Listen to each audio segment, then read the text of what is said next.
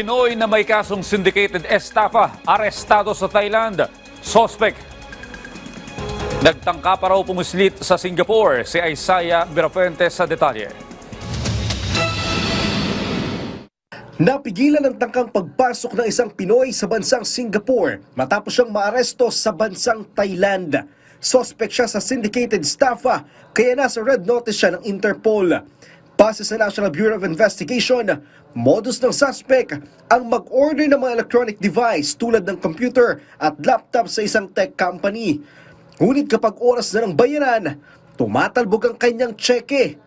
Maliban sa kanya, may 3 iba pa siyang kasamahang ng gogoyo. Nagkakahalaga ng mahigit sa 80 milyong piso ang natangay ng grupo.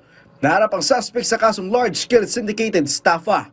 He was able to be intercepted at the airport. So the subject was turned over to us, and with the coordination also, we have to recognize the Bureau of Immigration, the National Central Bureau, of their support to arrest the subject. Ngayon ko lang nalaman na malaking kampanya pala. Ngayon ko lang nadinig ng mga computer, ngayon ko lang yun nadinig. Hindi ko alam na ganun kalaki ang kalaban mo. Natapos na ang panluloko ng dalawang ito na suspect sa illegal recruitment ng mga Pinoy para magtrabaho sa ibang bansa. Iniharap ng NBI ang babae at lalaking ito matapos silang maaresto sa entrapment operation sa Cavite. Ang mga suspect ay nagpapanggap na representative ng isang lehitimong recruitment agency. Nag-aalok ang mga suspect ng trabaho abroad bilang factory worker sa Croatia. Ito ay kapalit ng mahigit sa 200,000 pesos na bayad para sa processing fee ng mga biktima.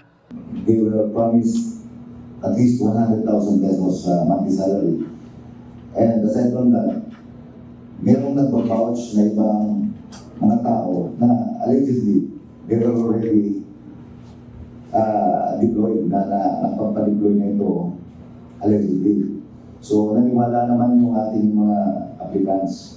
Umabot na sa 7 biktima ang nabudol ng mga suspect. Abot sa higit 2 milyong piso ang nakuha ng mga ito.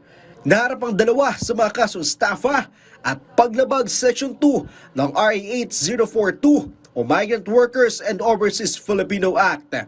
Isaiah Mirafuentes para sa Pambansang TV sa Bagong Pilipinas.